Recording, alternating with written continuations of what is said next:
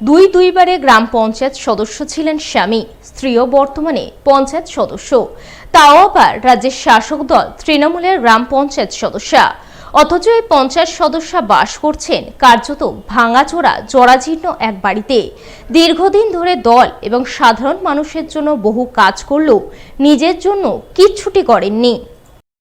বর্তমান রাজনীতির পঙ্গে পদ্মফুলের মতো নিজের সততা প্রস্ফুটিত করেছেন পুরাতন মালদার মুচিয়া অঞ্চলের তৃণমূলের গ্রাম পঞ্চায়েত সদস্যা রেখা মহলদার।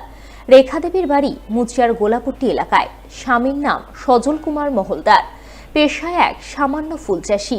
তাদের এক ছেলে রয়েছে। সেই ছেলে বর্তমানে দ্বাদশ শ্রেণীতে পড়াশোনা করছে। পরিবারের আর্থিক অবস্থা অত্যন্ত শোচনীয়। কোনো রকমে টেনে টুনে সংসার চলে, ফলে পাকা ঘরবাড়ি তৈরি করতে পারেননি। বলা বাহুল্য, তৈরি করার সামর্থ্য নেই। তাই জরাজীর্ণ বাড়িতে দিন কাটছে তাদের।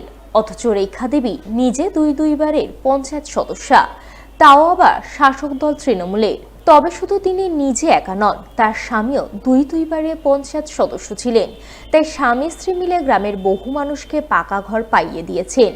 গ্রামবাসীদের বিভিন্ন সরকারি পরিষেবা প্রদান করেছেন, কিন্তু তারা নিজের জন্য কিছুটা করতে পারেননি। আমি তৃণমূল কংগ্রেস দলের প্রতিনিধি, জনপ্রতিনিধি। কতদিন থেকে এই দলটা করছেন? আমার হাজব্যান্ড হচ্ছে 1998 সাল থেকে তৃণমূলের সঙ্গে যুক্ত। যখন তৃণমূল সৃষ্টি হয় তখন থেকেই আমার স্বামী যুক্ত। তখন থেকে 98 সাল থেকে 8 সাল অবধি তৃণমূলের মেম্বার ছিলেন। আচ্ছা, তারপর থেকে যুক্ত আছি আমরা পার্টিতে।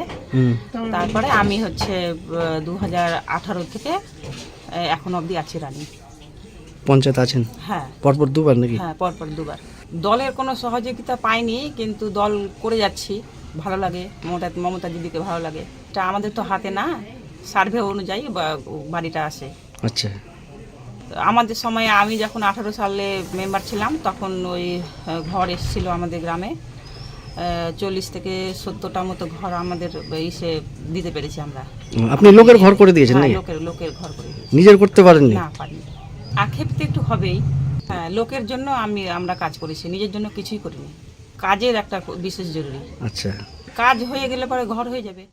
এ বিষয়ে স্বামী স্ত্রী দুইজনের একটাই প্রতিক্রিয়া, তারা দলের অনুগত সৈনিক। মুখ্যমন্ত্রী মমতা বন্দ্যোপাধ্যায়ের আদর্শ মেনে কাজ করেন, তাই অন্যের জন্য অন্যের কাজ করলেও নিজের জন্য কিছু করে উঠতে পারেননি। এ নিয়ে স্বামী স্ত্রীর মধ্যে কিছুটা আক্ষেপ রয়েছে, কিন্তু দলের কথা ভাবলেই তাদের সেই আক্ষেপ দূর হয়ে যায়। তবে আক্ষেপ দূর হলেও সংসার চালাতে গিয়ে এখন তারা রীতিমতো হিমশিম খাচ্ছেন। এই পরিস্থিতিতে দলের কাছে একটা কাজ জোগাড় করে দেওয়ার আশা ব্যক্ত করেছেন তৃণমূলের পঞ্চায়েত সদস্যা রেখা দেবী। আমি 98 সাল থেকে 2008 সাল অবধি মেম্বারশিপ ছিলাম, বা অঞ্চলে ছিল আমাদের। তারপরে 18 সাল থেকে আবার আমার স্ত্রী, যেহেতু মহিলা সিট, 18 সাল থেকে 2018 সাল থেকে আবার পরপর দুইবার উইন হয়েছে। দেখেন, আমার মানসিকতা মানুষের কাজ করা। নিজের জন্য ভাবিনি, আজও ভাবি না। কোনোদিন ছেলেটা এখন বড় হয়েছে, ছেলেটার জন্য যদি পার্টির সাহারা নিতে হয় তখন হয়তো নিব। আমার তো জীবন শেষ পার্টি করতে করতে। তো একটা কাজের বিশেষ প্রয়োজন ছিল, তো এখন সেই বয়সটা আর আমি পাচ্ছি না। ধরেন বয়স 50+ হয়ে গেছে, কোন কাজ পাবো? সেই কাজের এখন কোনো জায়গা নেই, স্কোপ নেই। আমাদের একটা জায়গা আছে বাগানের মতো, ওইখানেই ফুল চাষ করি, বিক্রি করি, কোনো রকমের সংসারটা চলে। দলটাকে যে ভালোবেসে ফেলেছি, ফলে আক্ষেপটা আসলে কিছু বলার নাই। আচ্ছা, আমার লোভটাই হচ্ছে যে মানুষের কাজ করা। আমার বাড়ি ঘর বা নিজের অবস্থা এরকম। সরকারি বাড়ি পেয়েছেন? হ্যাঁ, পেয়েছি। কতদিন হলো পাওয়া? হয়ে গেল 6-7 বছর। 6-7 বছর। বলছি, আপনার বাড়ির পাশেই তো মনে হয় মেম্বারের বাড়ি না? হ্যাঁ, মেম্বারের বাড়ি। তো ওদের বাড়ির অবস্থা কেমন? ওদের বাড়ি তো ভাঙাচোরা। বাড়ি পায়নি ওরা? না, ওরা বাড়ি পায়নি। মেম্বারের বাড়ি পাওয়া উচিত, মেম্বারের বাড়ি তো ভাঙাচোরা, পাওয়া উচিত। বাড়ি ঘর তো ভালো নেই। আমরা তো এটা ভাবছি যে মেম্বার এতদিন হয়ে গেল বাড়ি ঘর পাই না, দিচ্ছে না। না পেলে কেমন করে দিবে? পাওয়া উচিত কি? পাওয়া উচিত।